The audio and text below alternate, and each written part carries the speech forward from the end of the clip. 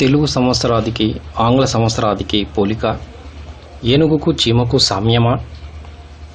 తెలుగు తల్లి ముద్దు బిడ్డలారా, తల్లిలాంటి మన సంస్కృతిలోని మంచిని గ్రహించండి, గౌరవించండి, నిజానిజాలు చూడండి. తెలుగు సంవత్సరాది వర్సెస్ ఆంగ్ల సంవత్సరాది. ఉషోదయాన వెలుగు రేఖలతో వస్తుంది ఉగాది, అర్ధరాత్రి చీకట్లతో వస్తుంది జనవరి 1. అజ్ఞానమనే చీకటి నుండి జ్ఞానమనే వెలుగులోకి ప్రయాణం సాగించమని బోధిస్తుంది ఉగాది.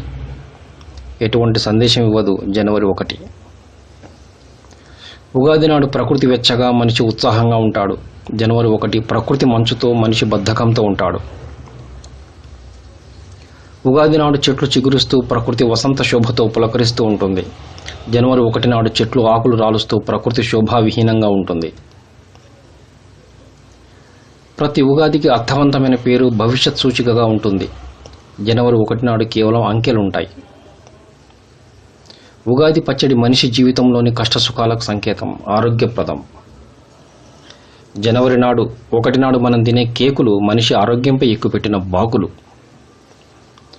చక్కని నిర్ణయాలు తీసుకున్నటకు మనసు చురుకుగా, బుద్ధి తీక్షణంగా ఉంటుంది ఉగాది నాడు. జనవరి 1 నాడు విపరీతమైన చలికి మనిషి శరీరం, మనస్సు రెండూ మొద్దుబారి ఉంటాయి.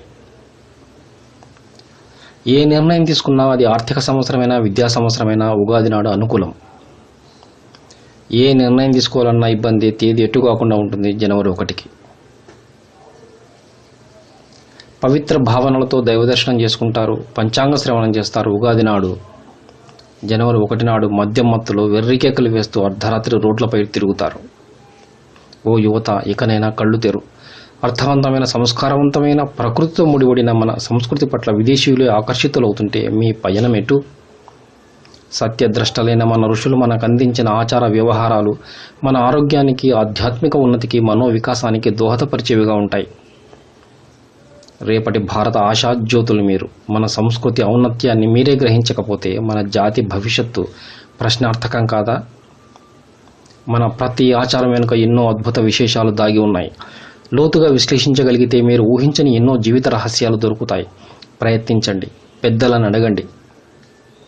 స్వధర్మే నిధనం శ్రేయః పరధర్మో భయావహః అన్న గీతాచార్యుని బోధ మరవకండి. భారతదేశ సంస్కృతి పరిరక్షణకు కంకణబద్ధులై ఉంటారు కదూ.